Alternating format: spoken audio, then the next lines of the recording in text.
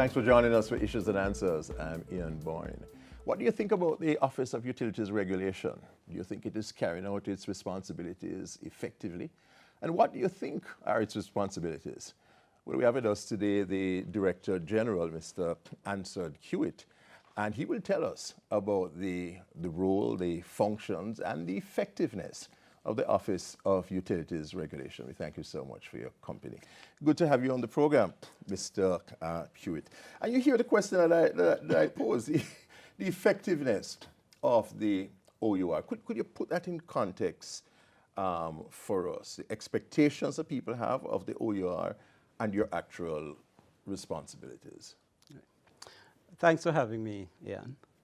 The matter of effectiveness is something that we at the OUR often have to grapple with. And there is indeed some gap between what the public expects of us and that which we have responsibility for. And sometimes that gap is a chasm in some instances. Yes. You know, I was telling somebody the other day that sometimes we have members of the public calling us to ask us about toll rates and you know, gas prices and so on. But the responsibility of the office is with respect to utilities, and we're talking about electricity, we're talking about telecommunications, and we're talking about water and sewage. And those are the areas. Those are the areas. Right. Not toll roads. Right. Okay. And we are primarily an economic regulator, and which means that what we seek to do is to ensure that there is a balance between the providers and the ratepayers, the customers. And we are concerned that the utilities must be sustainable, because we want, whenever you turn on the switch, there should be electricity. Yes. Turn on the tap, there should be water. You pick up the telephone and you dial, you should be able to complete a call. So, and we consider that we must create an economic environment in which providers will provide those services. And then we must ensure that those services are provided at what we say are economic cost, which is that they must not charge more than the cost of providing the service. And the economists usually talk about cost in those terms, because they say, well, cost include what the market would pay you as returns, as a profit. And then we are to ensure that there is, in seeking to make profit, that these companies do not impair the quality of service. So that, in basic terms, is what the OUR's remit is. Now, that then means that we don't operate as a first point of contact to deal with consumer everyday complaints. Those complaints will give us signals, so they're important for us to know what is happening in the marketplace. But we're seeking that the OUR will not take over the functions of the companies, the providers. The providers must resolve their customer issues. So if we have problems with the electricity company or the water company or the telecommunications company, we must deal with them first. If we're not finding a resolution, then we can come. You appeal to the OUR. And we will say, well, we'll look at how the company has treated the matter, and we will determine whether they have operated properly in keeping with the contract, or in keeping with the requirements of the legislation, or in keeping with what the established practice is. Mr. Hewitt, what concrete things you will point to show the effectiveness of the OUR? I think you're celebrating your 20th anniversary this year. What do you have to show for that? You know, it's a question that I asked myself when I assumed the position of Director General in January this year. I said, well, what exactly is it that we have delivered to the public over these 20 years? And I have, in fact, commissioned such a review.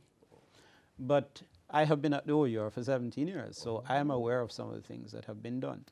I'm aware that in 2000, when competition was introduced into the telecommunications sector, we had to play the critical role of the intermediary to ensure that interconnection took place between the entrant and what was then the monopoly company.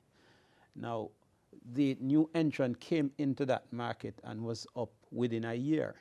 That is not what has happened in a number of other markets in the region. And you have expertise in that area. Right. Yes. So we ensure that that happened.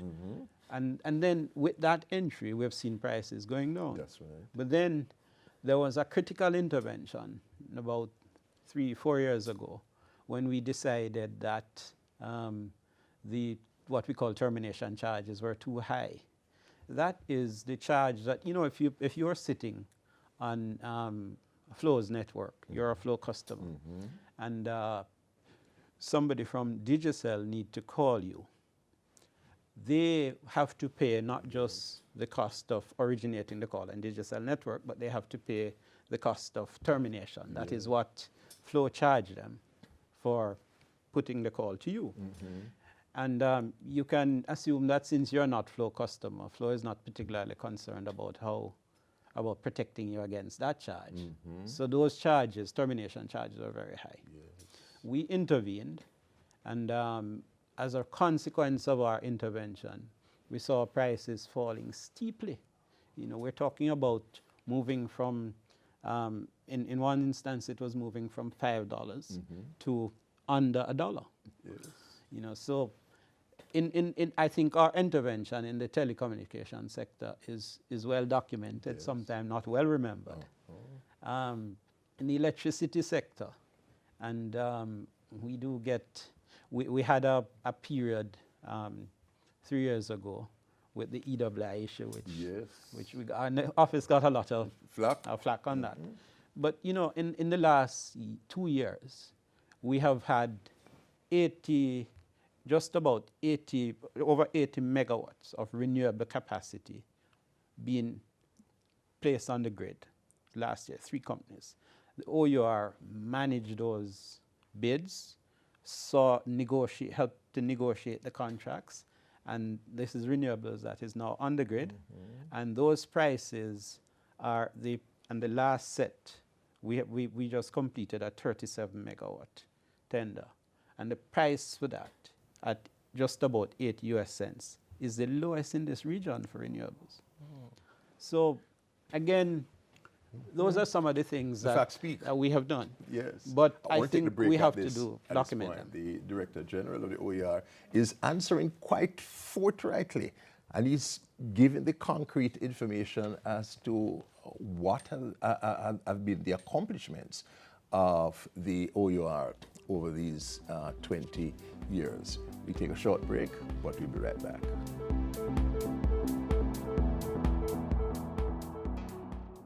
Energy saving is not a maybe, it's a must. So hear this. Yo, turn off your light, turn off your TV and your fan.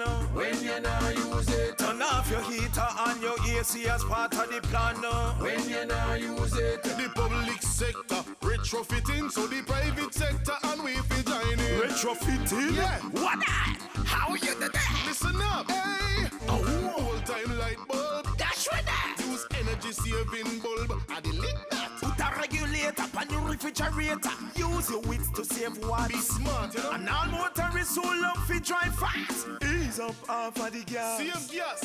Energy conservation throughout the nation. Every woman and man come join in the plan. The plan to save energy. We must save energy. Ease up on the energy. Up on the energy. Save today, protect tomorrow.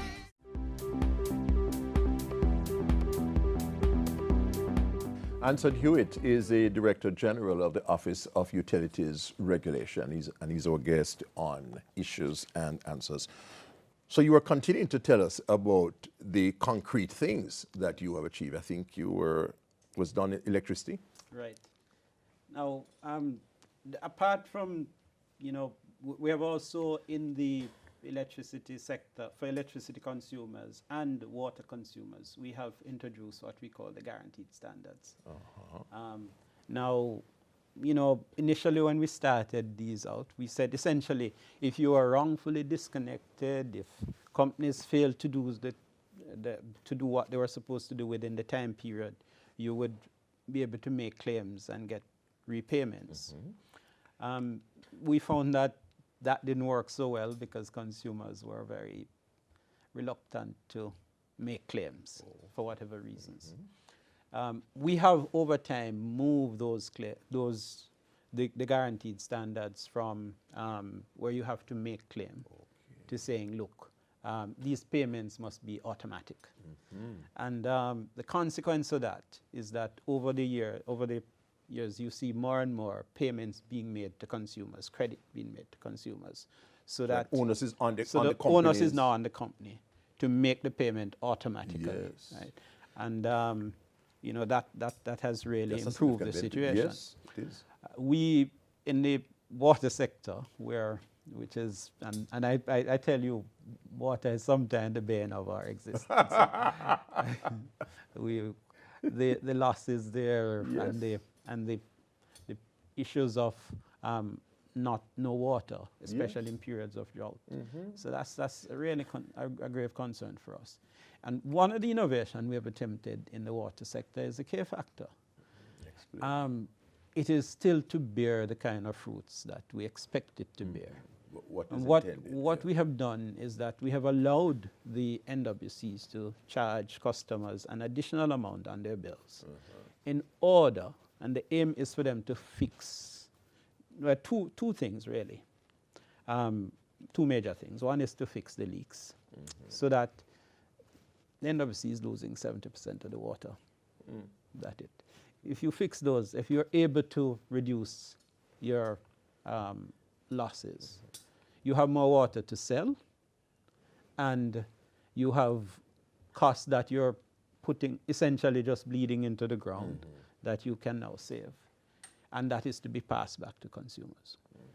Now, that has not gone as well, or has not matured as quickly as we had hoped. Part of it has been the NWC's capacity. So you don't hold the NWC to any accountability? Oh yes, we do. In fact, part of at one point we essentially threatened to stop the K factor in order, because they were really having serious implementation problems. Yes. Now they have started to ramp up the projects. We have seen them. They have made an arrangement with an monitor Israeli. them carefully? Yes, we're doing that, and we ask them to provide quarterly report on the K factor. We know what the payments are. We follow them. You would have heard that they've concluded an arrangement with an Israeli company to help deal with the losses. That's is being done out of the K factor. They've done several K factor projects that most of them are not yet complete. And the problem is that because it is a network, so you may fix some leaks in Stony Hill, and then you find that the pressure shift to Manor Park. Yes. So until you have had a system-wide, we're not going to see the real benefits. But that is something that the OUR is insisting on. Yes. And we have said to the NWC, well, you're coming back for another rate review in 2018, I think, next year. And we have said to them, one of the things that we are requiring is an accounting for the K factor. And we are also doing an audit. We have commissioned an audit, both to look at the operations and also to look at the finances. Because we really want to see what has been and what are the benefits to consumers so far, and what are the likely benefits over the period. So once that audit is completed, we will be able to better assess how we operate with this program going forward, or whether it is something that we really should continue. Mr. Hewitt, what are you doing about the telecommunications companies, the telecommunications providers? You know, companies keep increasing their rates, cutting off the number of channels that people have. Are we just left to the mercy of these companies, Mr. Hewitt? Right. And let me quickly, because that's the other thing, we do get calls about the channels. Yes. And of course, I'm not passing the buck, but that is the broadcasting Commission. All right. But on the issue of the issue of credits, quality of service, all of those issues. Service delivery. Service delivery. We made the assumption, and the assumption is often made in other places as well, that if you have a relatively competitive market, that will take care of the quality of service issues. That's usually the assumption until you... Yeah, but we never know who you are. Right. And so it was important, I think, to go through that process, to allow competition to play out and to see whether or not there is need for intervention. We have determined that there is need for intervention, and we have consulted on quality of service rules, and admittedly we were a little slow off the bat on that one. But we have done that. We have drafted rules. We have passed them to the ministry. Okay. They are going through the Chief Parliamentary Council process now, so that they can be promulgated, so that we can enforce them. We are checking on the ministry on a regular basis to see, because we're anxious to see those rules in place. Because once they are in place, we're going to try to strictly enforce them. We are also, as we speak, looking at the business of unfair contracts. And we are also looking at an arrangement to allow us to levy penalty on the companies where they have breached their obligations. That has been looked at actively? That has been, we actually have consultants in the field working on that right now. Now, here's the benefit of being able to levy penalty. Because normally, if the company breaches their obligation, you'd have to take them to court. And you know, our court system process, can, yes. What the penalty regime gives us is the option of saying to the company, well, we can either take you to court, or you can admit guilt and pay a fine. And so that's the arrangement we're seeking to put in place. And we expect to have recommendations on those this year, and would expect that a regime should be in place next year. We're out of time, but any important initiative, Mr. Hewitt, that you're thinking of coming with this year? Well, as I said, I think I've given you the two, for example, about the penalties, and those are important things that we're doing. As I said, we're doing this 20-year review, and part of it is also to look at what are the things that we should do going forward. And I'd like to await the findings of that before I say anything more about the future. That review would be instructive. Yes. We thank you so much, Mr. Ansord Hewitt, Director General of the Office of Utilities Regulation, an important institution. We thank you for your company. Next week I'll be back. Until then, Boyne wishing you a pleasant day.